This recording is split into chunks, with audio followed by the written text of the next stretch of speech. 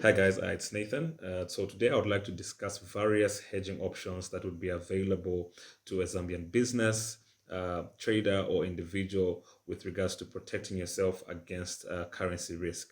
So hedging is basically a strategy that you would use to protect yourself against the fluctuating currency, and it involves using different financial instruments to offset potential losses that may arise due to currency fluctuations. So number one, you would use a forward contract. So for the purpose of this video, we'll use the bank as the counterparty. So a forward contract is basically an agreement between you and your bank to buy or sell foreign currency at a future date, but at a price agreed today. So you would basically walk to your bank and tell them that you would want to buy $10,000 in 30 days time, and your bank will tell you, okay, today's price is 20, but if you want the dollars in 30 days time, we can sell them to you at 21. So that price would be locked in for 30 days, right?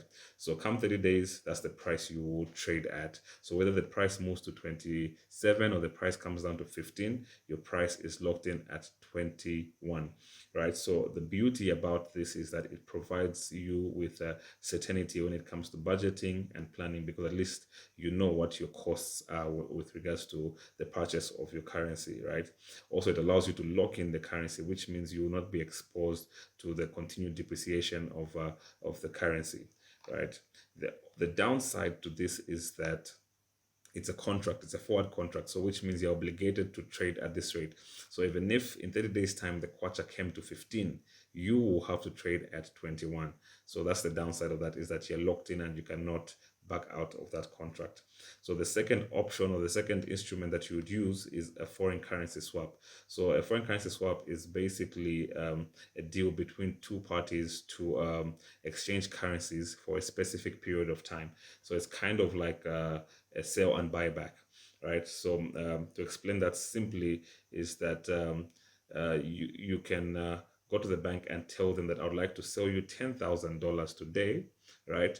But I would like to buy back the $10,000 in 30 days time, right? So the bank will give you two rates. The rate to deal at today and the rate to deal at in 30 days time, right? So take an example of imagine if you were a company that loaned out kwacha loans to Zambian individuals, right? But the capital that you use is borrowed from a company in the US, in the United States, right? And you borrow dollars. So for you to for you to give out your loans, you need to convert those dollars to kwacha.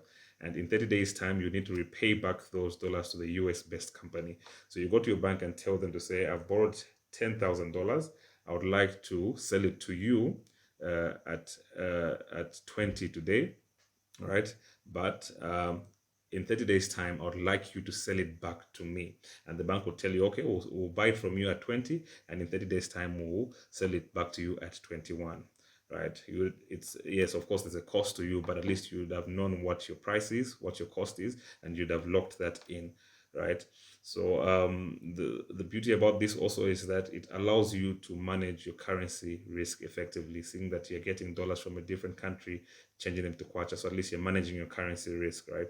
The downside is that you have to find a party that is willing to transact in such kind of a deal, right, or in a swap, right? And also, it may have a lot of transaction costs attached to it.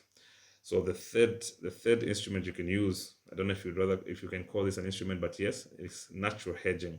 So this is basically matching your revenues to your expenditures, right? Your expenses.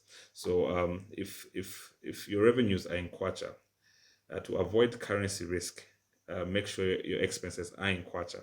If your revenues are in dollars, to avoid currency risks, make sure your expenses are in dollars as well. So if you match your revenues to your expenditures and keep them in the same currency, you avoid having to go through trading currencies, right?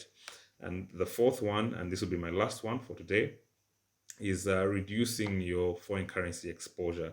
So basically, if you can minimize your foreign currencies by sourcing inputs from or sourcing inputs, or inputs I mean like raw materials.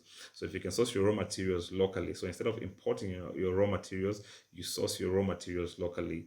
That reduces your exposure to foreign currency risk, right? So at least that way, it's like the previous example that I stated. It's like matching your revenues in the same currency as your expenses, right? So yeah, that's basically it.